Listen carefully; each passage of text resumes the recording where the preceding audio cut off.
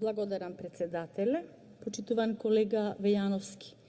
Кога ВМРО ДПМН зборува за политички реваншизам, одма пред очи ми излегува 2013 година победа на ВМРО ДПМН на локални во Охрид и 10 стари административци, луѓе испечени во општината Охрид, испратени, депортирани 4 години во руинирана просторија во селото Косел, без никакви работни обврски, да можат само да одат надолу во оценување во администрацијата. Зошто?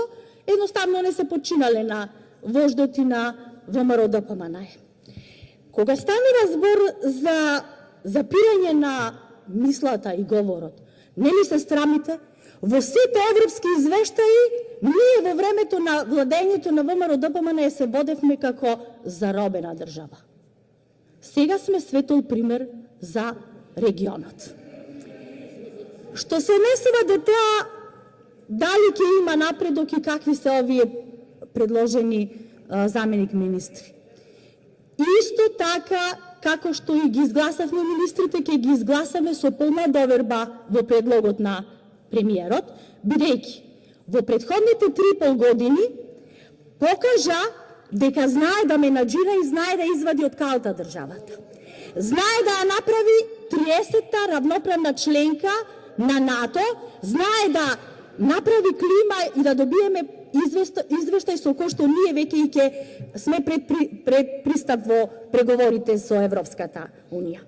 Она што го нуди и што го изгласавме претходно за самите министри, па и за замениците, истата програма ни гарантира континуитет во спроведување на заедничките стратешки приоритети. Тоа е членството во НАТО, преговори и отварање 80% до крајот на мандатот со Европската Унија, добри меѓусоседски и меѓуетнички односи, внатрешна кохезија, справување со светската пандемија на коронавирусот и нова енергија и решителност во создавање по динамичен економски раст, одржлив развој, модерно образование, ефикасна правна држава и силни институции. Затоа вие не можете тоа да го замислите.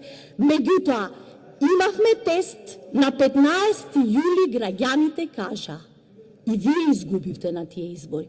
Сега требаше само да ги следите демократските чекори. 100 дена влада, што значи?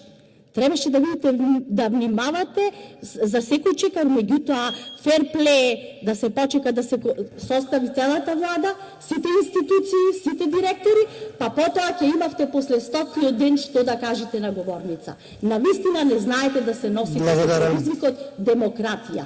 Ви благодарам. Александр